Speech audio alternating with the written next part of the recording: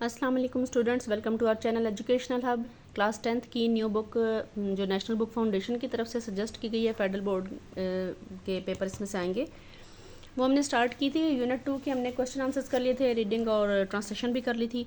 आज हम इसकी एक्सरसाइज करेंगे और एक्सरसाइज के लिए आई होप कि आपको क्लियर नज़र आ रहा है। फर्स्ट चीज़ जो आप सबसे पहले देखेंगे that is opinion versus fact. ये आपको यहाँ से नज़र आ रहा होगा, ओपिनियन और फैक्ट।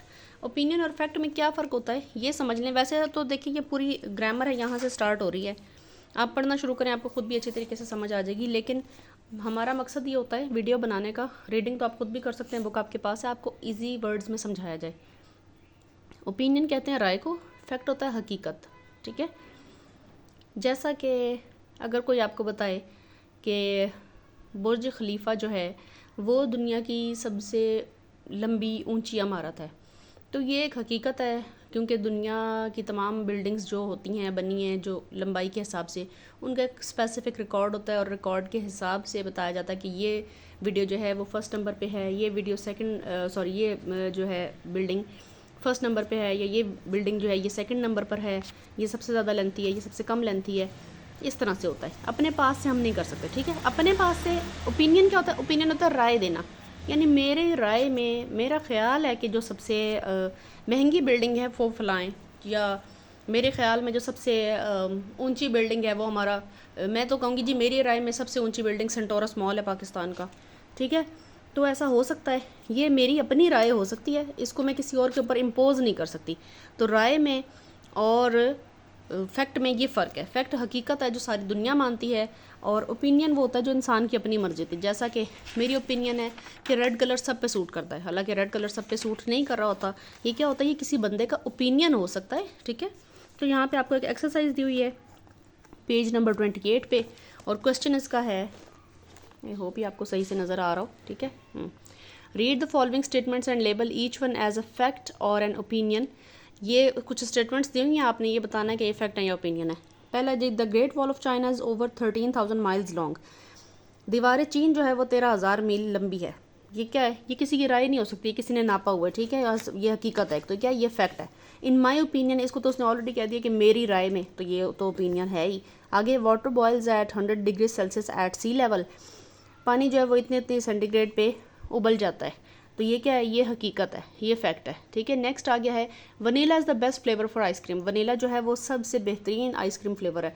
अब ये ओपिनियन है, ये एक राय है, ये किसी एक शख्स की हो सकती है, सबकी नहीं। हो सकता है कि किसी और के नज़दीक चॉकलेट आइसक्रीम बेस्ट हो, या वनीला आइसक्रीम के बजाय मैंगो आइसक्रीम बेस्ट हो। ठीक है, और हो सकता है किसी को वनीला आइसक्रीम तो जहर लगती हो, अच्छी लगती ही ना हो। तो ये क्या है? ये जिस बंदे ने इसकी तारीफ़ की है वो उसका पर्सनल ओपिनियन है, वो उसकी ज़ाती राय है। आई थिंक आपको नज़र आ रहा है अभी। Albert Einstein developed the theory of relativity. ये उसने ही बनाई है, तो ये फैक्ट है। Cats make better pets than dogs. बिल्लियाँ जो हैं वो पालतू जानवरों के तौर पे कुत्तों से ज़्यादा अच्छी होती हैं। ये ओपिनियन है, ये राय हो सकती है। ठीक है, हो सकता है कि किसी को पेट्स अच्छे ही ना लगते हों, या किसी को कैट्स एंड डॉग्स दोनों अच्छे ना लगते हों। कोई पैरट रखना चाहता हो, कोई मुर्गियाँ पालना चाहता हो, कोई कबूतर रखना चाहता हो, तो ये एक ओपिनियन है, ये एक राय है। Argentina won the FIFA world cup 2022, ये एक फैक्ट है। ठीक है, नेक्स्ट आगे जो वोकैबुलरी एंड ग्रामर में आपके पास common root words to make new words, ये आपको बता देती हूँ किस किस्म का होता है। यहाँ से आप एग्जांपल देख लें। ऑटो पायलट, ऑटो एक लफ्ज़ है और पायलट एक लफ्ज़ है, और दोनों को मिला के, या पायलट तो डेफिनेटली एक वर्ड है, उसके आगे पीछे कुछ लफ्ज़ लगा के आप उसको नया वो बना सकते हैं, वर्ड बना सकते हैं। ठीक है, जैसे जियो एक वर्ड है, ग्राफी एक वर्ड है, या ग्राफ एक वर्ड है, उसमें कुछ मजीद लफ्ज़ का ऐड किया, जियोग्राफी बना दिया। ठीक है, इस तरह से यहाँ पर डिफरेंट वर्ड्स हैं। टेलीफोन देख लें, टेली अलग एक वर्ड है, फ़ोन अलग एक वर्ड है। यहाँ पे क्वेश्चन आपको एक्सरसाइज इसमें से क्या दी हुई है वो देखिए, आपके क्या इन्होंने करवाना है आपसे। ये एक्सरसाइज आपको यहाँ पे दी हुई है। Use the roots given below to make 3 different words, also give meaning of the root and the words formed using the root. Root words दिए हुए हैं, इनके ब्रैकेट के अंदर मीनिंग लिखें और इनको यूज़ करते हुए 3 लफ्ज़ लगाएं। ठीक है, अब ये उन्होंने आपको इजाज़त दे दी है कि आप इसको चाहें तो सुफिक्स बनाएं, चाहे तो प्रीफिक्स बनाएं। सुफिक्स और प्रीफिक्स क्या होता है मैं आपको बता देती हूँ। लफ्ज़ प्री जो है, PRE, प्री, उसको याद रखें। प्री का मतलब होता है पहले। ठीक है, तो प्री का मतलब होता है कि जो रूट वर्ड यानी बेसिक लफ्ज़ आपको दिया, आपने उससे पहले कुछ लगाना है। जैसे आइडेंटिफाई, अनआइडेंटिफाइबल, उसके पहले अन लगा देंगे तो अनआइडेंटिफाइबल। मोरल, इमोरल, ठीक है, इम पहले लग जाएगा। इस तरह के जो वर्ड्स होते हैं ये प्रीफिक्स कहलाते हैं।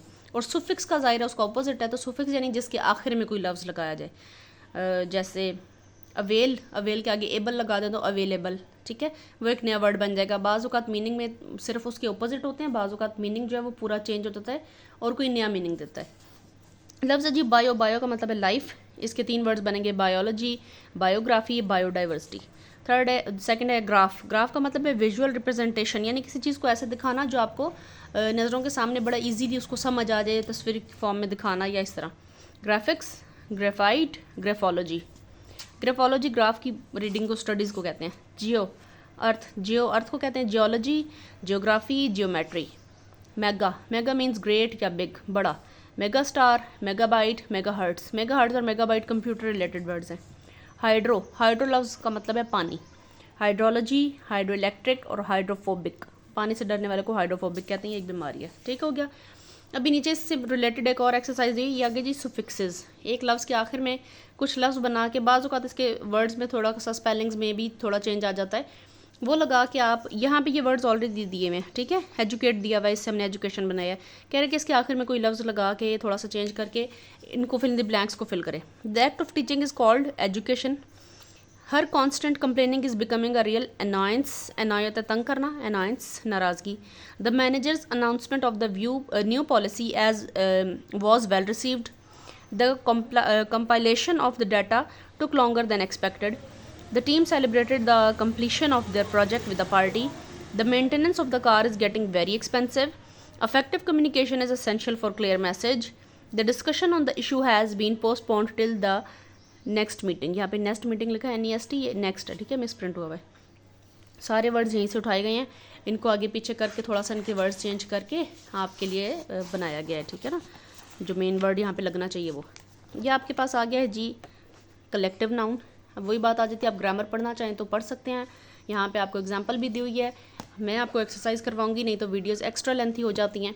कलेक्टिव नाउन होता क्या है, उर्दू में बता देती हूँ। कलेक्टिव नाउन ये होता है, एक तो होता है सीधा सादा नाउन, ठीक है, किसी इंसान की, शख्स की, चीज़ के या जगह के नाम को कहते हैं नाउन। जब कलेक्टिव नाउन किसी पूरे ग्रुप को शो करे लेकिन word as a singular use हो, मोस्ट प्रोबेबली सिंगुलर यूज़ होता है, तो वो हम कहते हैं उसको कलेक्टिव नाउन, ठीक है। जैसे द ज्यूरी, ज्यूरी में होते हैं 3 जज होते हैं, 5 होते हैं या 7 होते हैं, लेकिन वो होता क्या है, हम कहते हैं the jury is deciding, jury फैसला कर रही है, ठीक है, वो सिंगल के तौर पर यूज़ होता है। जैसे कहते हैं class 9th is very irresponsible, is very irresponsible, singular के तौर पर यूज़ होता है, लेकिन क्लास में एक अकेला बच्चा नहीं होता। क्लास का मतलब कि वो जो क्लास में 20 बच्चे हैं, 25 बच्चे हैं, 30 बच्चे हैं, वो सारी क्लास बाकियों से ज़्यादा नॉटी है और इररिस्पॉन्सिबल हैं, ठीक है, ये इस तरह से होता है। यहाँ पे आपने बताना है कि कौन सा वर्ड्स, ये देख लें, ये इंपॉर्टेंट है, आपको आने चाहिए। An army of soldiers, an army of musicians, the audience, an audience of listener, a band of musicians, musician के साथ बैंड लगेगा, लेडीज़ के साथ बेवे लगेगा, डायरेक्टर्स के साथ बोर्ड लगेगा, मैन के साथ बॉडी, फ्रॉक्स के साथ बंच। तो ये क्या है, ये वो स्पेसिफिक वर्ड्स हैं जो उस ग्रुप को शो करते हैं, ये इसलिए आपको आने चाहिए, और ये हो सकता है कि आपके MCQs में पेपर में आ जाए, ठीक है। तो यहाँ पे अगर the class is planning a surprise party for our teacher, a flock of sheep was peacefully grazing in the field, our team won the championship last year, a gaggle of geese flew overhead heading south for the winter, the school administration is organizing a charity event, we encountered a catch of fish while snorkeling in the coral reef, the cast of actors rehearsed tirelessly for the upcoming play, an army, ये मेरे बेटे ने लिखा है तो उसको इतनी ज़्यादा उलझन होती है कि अ लिखा हुआ है तो उसको काट के उसने एन किया है। An army of ants was busy carrying food to their nest, ये हो गया जी। नेक्स्ट आ गया प्रेजेंट इंडेफिनिट टेंस, ये आप तब सही कर पाएंगे बोर्ड में अगर आ जाता है, 4 ऑप्शन आपको दिए हुए होंगे, आपको सारे कि आप ये वाले याद करें, ठीक है, कि कलेक्टिव नाउन कौन सा किस वर्ड के लिए यूज़ होता है, आप तब कर पाएंगे, क्योंकि ये रट्टा लगाने वाली चीज़ है। प्रेजेंट इंडेफिनिट टेंस क्या होता है, सबसे जिसको सिंपल टेंस कहते हैं, सादा टेंस कहते हैं, वो होता है। काम करने वाले को देखना होता है सेंटेंस का स्ट्रक्चर क्या होता है, वो देख लें। सेंटेंस का स्ट्रक्चर ये होता है, यहाँ पे दिया हुआ है, काम करने वाला सबसे पहले, उसके बाद वर्ब, ये आपको नज़र आ रहा है, ये एग्जांपल्स दी हुई हैं। काम करने वाला यानी सब्जेक्ट, फिर वर्ब की पहली फॉर्म क्योंकि प्रेजेंट है, और साथ में सब्जेक्ट ऑब्जेक्ट जिस पे काम हो रहा है। Arif pledge cricket, Arif cricket खेलता है, ठीक है, काम करने वाले को क्यों देखना है, क्योंकि अगर सब्जेक्ट अकेला होगा तो वर्ब की पहली फॉर्म के साथ एस या ई एस आएगा, किसके साथ एस या ई एस आएगा, किसके साथ एस आएगा, किसके साथ ई एस आएगा, वो आपको पता होना चाहिए। आपकी रीडिंग इतनी होनी चाहिए कि कौन सा वर्ब जो है वो सिर्फ एस को सपोर्ट करता है, कौन सा वर्ब जो है वो ई एस को सपोर्ट करता है, ठीक है। बाकी अगर काम करने वाले ज़्यादा होंगे, जैसे ये they walk in the park daily, तो दे का मतलब वो लोग, ज़्यादा लोग हैं, ग्रुप आ गया, तो वर्ब की पहली फॉर्म सादी लगेगी, ठीक है।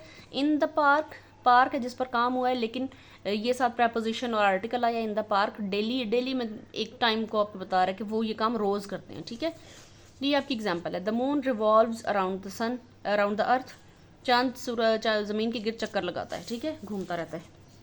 अब फिर वही आ गया कि ये सारी ग्रामर है, आप इसको पढ़ लें तो बहुत अच्छी बात है। इसका नेगेटिव कैसे बनाना है, इसका इंटेरोगेटिव कैसे बनाना है, वो आपको पता चल जाएगा। Now moving on to the exercise कि हमने करना क्या है। इसमें मेन वर्ब आपको दिया हुआ है ये ब्रैकेट के अंदर, वैसे पूरा वो दिया हुआ है paragraph. Once a week Sanya go to the gym, यहाँ पे गो दिया हुआ है। हमने देखना काम करने वाला क्या है, अकेला है, तो वर्ब की पहली फॉर्म के साथ एस या ई एस लगना है। गो जिसके आखिर में ओ आता है वो मोस्टली उसकी एंड पे ई एस लगता है, ठीक है। तो यहाँ पे क्या लगेगा, once a week Sanya goes to the gym, सारे को हमने करना है। शी काम करने वाली अकेली है, बेस वर्ब है लाइक, लाइक के साथ एस लगेगा क्योंकि ऑलरेडी ई लगा हुआ एंड पे। She likes to stay fit, she usually exercises for about an hour after the workout. She eat था, ईट के आगे एस लगेगा, a healthy snack. Sara believes that regular exercise improves both physical and mental wellbeing. Next आ जाए present continuous tense, सबसे आसान tense है। Is M R लगता है काम करने वाले के बाद। इज़ का मतलब है, एम का मतलब हूँ, और ये सिर्फ आई के साथ लगता है। आर हैं, ज़्यादा के साथ हो तो आर लगता है, ठीक है। वर्ब की पहली फॉर्म लगेगी, मेन वर्ब की पहली फॉर्म, उसके साथ आई एन जी लगेगा, और आखिर में क्या लगेगा, आखिर में अगर कोई ऑब्जेक्ट है तो वो लगेगा, ठीक हो गया। इसकी एग्जांपल्स दी हुई हैं, देख लें। She is reading a book, वो एक किताब पढ़ रही है। वी आर प्लेइंग फुटबॉल, हम फुटबॉल खेल रहे हैं। यहाँ पे ज़्यादा लोगों के साथ आर लगा यानी हैं, शी के साथ इज़ लगा है, ठीक हो गया। नेक्स्ट आ जाए फिल द ब्लैंक्स। इसमें भी वो एक पैराग्राफ दिया हुआ है, मेन वर्ब दिया हुआ है, स्टडी, टिक, स्लीप, रिंग, फॉल, फिल और आंसर। इनको आपने क्या करना है, वर्ब के हिसाब से देखना है कि इज़ लगेगा या आर लगेगा, और फिर वर्ब की पहली फॉर्म के साथ आई एन जी लगा देना है, ठीक है। बाज़ औक़ात वर्ब की पहली फॉर्म के साथ आई एन जी लगाते हैं तो उसके थोड़े से स्पेलिंग किसी में चेंज हो जाते हैं, किसी में नहीं होते, ठीक है। वो आपको फिर पता होना चाहिए किस तरह से करना है। ज़ाहिर आप 10th क्लास में आ गए। शाजेब एंड हिज ब्रदर, यहाँ पे आर आएगा। Are studying for their exams, the clock is ticking loudly and the rain is falling gently outside. Shazeb's cat is sleeping on the sofa and the smell of dinner is filling the air. Shazeb's phone is ringing and he is answering it quickly. It's his friend inviting him to a party. ये शायद इन्होंने blank बनानी थी लेकिन ये miss print हो गया तो इन्वाइटिंग आ गया, ठीक है। वो उसको इन्वाइट कर रहा है। Moving on to the next exercise, it's modal verbs. Modal verbs क्या होता है, यहाँ पे इन्होंने दो दिए हैं। मॉडल वर्ब्स बहुत सारे होते हैं। मॉडल वर्ब्स सेंटेंस की सेंस आपको बताते हैं कि सेंटेंस किस सेंस में इस्तेमाल हुआ है, यानी can I do this, can you take this, या may I do this, may I help you. ये जो वर्ड्स होते हैं can, may, might, ought, should, need, need not, needn't, must, mustn't, यानी मस्ट और मस्ट नॉट, ये भी। तो ये जो है ये आपके मॉडल वर्ब। ये यहाँ पर एक टेबल दिया भी हुआ है, अगर आप इसको देखें, इस पर नज़र पड़े। एबिलिटी शो करता है कैन और कुड कि आप ये काम कर सकते हैं। पॉसिबिलिटी मे और माइट, शायद ये काम हो जाए। परमिशन कैन और मे, परमिशन के लिए। ऑब्लिगेशन लाजमी करना है, मस्ट या have to, you will have to do your homework. Prohibition यानी इनकार करना, मना करना किसी काम से। Can't, mustn't. ऑफर्स, विल, किसी चीज़ की ऑफर करना कि आप ऐसा कर लेंगे, विल या कुड यू डू दिस, ठीक है। सजेशंस, किसी चीज़ को सजेस्ट करना। शेल या should, you should do this, तुम्हें ये करना चाहिए। यू शुड टेक रेस्ट, तुम्हें आराम करना चाहिए। रिक्वेस्ट, कुड और वुड रिक्वेस्ट के लिए। फ्यूचर प्रोबेबिलिटी, विल और शेल, क्या ऐसा हो सकता है। पास्ट प्रोबेबिलिटी, ये ऐसा हो सकता था। कुड हैव, वुड हैव, ठीक है। ये होते हैं, सेंटेंस को बताते हैं कि सेंटेंस किस सेंस में बोला जा रहा है। यहाँ पे आपको एक्सरसाइज में जो दिया हुआ है, अच्छा ये मॉडल वर्ब्स आपके ना ऑब्जेक्टिव के हिसाब से नज़रिए से काफ़ी इंपॉर्टेंट है। और इसके अलावा 10th क्लास में जो आपको क्वेश्चन नंबर 4 सी या बी आता है, ग्रामर का क्वेश्चन नंबर 4 आता है आपके पेपर में, जो है वो ग्रामर का होता है। उसमें जो सेंटेंसेस आते हैं जिसमें आपको आने हैं डायरेक्ट और इनडायरेक्ट, उसमें आपके साथ मॉडल वर्ब्स वाले सेंटेंसेस आ सकते हैं। एक सादा सेंटेंस दिया होगा और उसको लिखा होगा कि इसको आप चेंज करें एबिलिटी में, या फिल इन द ब्लैंक दी होगी, इसको एबिलिटी शो करनी है तो कौन सा मॉडल वर्ब लगेगा वहाँ पे आए। क्वेश्चन नंबर 4 में MCQs की तरह नहीं होता, उसमें आपके पास 4 ऑप्शन नहीं होते। उसके लिए आपको प्रैक्टिस करनी पड़ेगी, आपको पता होना चाहिए कि कैसे करना है, ठीक है। बुक का अगर हमारे पास टाइम हुआ, जल्दी हमने कंप्लीट कर दिया, हम ग्रामर की भी वीडियोस बनाएंगे, ठीक है। स्टूडेंट्स यू मस्ट, इन्होंने अब यहाँ पे मैं 2 ही लफ्ज़ दिए, मस्ट और मस्ट नॉट के साथ बाउंड कर दिया कि यही वाले आप यूज़ करें। तो students you must bring your text books to class every day. आपको लाजमी, मस्ट का मतलब है लाजमी और मस्ट नॉट का मतलब कि ना लाएं बेशक, ठीक है, ज़रूरी नहीं है। ये काम आपको लाजमी ला करना है कि अपनी टेक्स्ट बुक लानी है, क्लास रोज़ लेकर आनी है क्लासरूम में। यू मस्ट नॉट फॉरगेट, आपको लाजमी इसको नहीं भूलना चाहिए, टू डू सो, ऐसा करना। Also you must not talk during the lecture, और आपको लेक्चर के दौरान बातें भी लाजमी नहीं करनी। It must not disturb others, और ताकि ये दूसरों को परेशान ना कर सके। Remember you must submit your assignments by Friday, याद रखें कि आपने लाजमी अपनी असाइनमेंट सबमिट करवानी है जुम्मे तक। You must get it signed by your teacher before 20th of this month, और आपको इसको लाजमी साइन करवाना है अपने टीचर से 20 तारीख से पहले, ठीक है। नेक्स्ट आपके पास आ गया है जी पंक्चुएशन वाला पैराग्राफ। पंक्चुएशन वाला पैराग्राफ आपको दिया हुआ है, ओह ये हमने सॉल्व करके टाइप किया हुआ है। इसको मैं आपको नेक्स्ट वीडियो इसकी अपलोड अलग से कर देती हूँ, ठीक है, क्योंकि ये मुझे भी वीडियो पॉज करके बीच में इसको वो पूरा टाइप किया हुआ है ताकि यहाँ पे ख़राबी ज़्यादा ना हो, ठीक है। जैसे ये अपॉस्ट्रोफी एंड पे दिया हुआ है, कॉमा बनाया हुआ है, ये इसकी जगह अपॉस्ट्रोफी आना था, तो ये हम नेक्स्ट में कर लें क्योंकि ऑलरेडी टाइप हुआ पड़ा है ना, वीडियो लंबी होती चली जाएगी, ठीक है।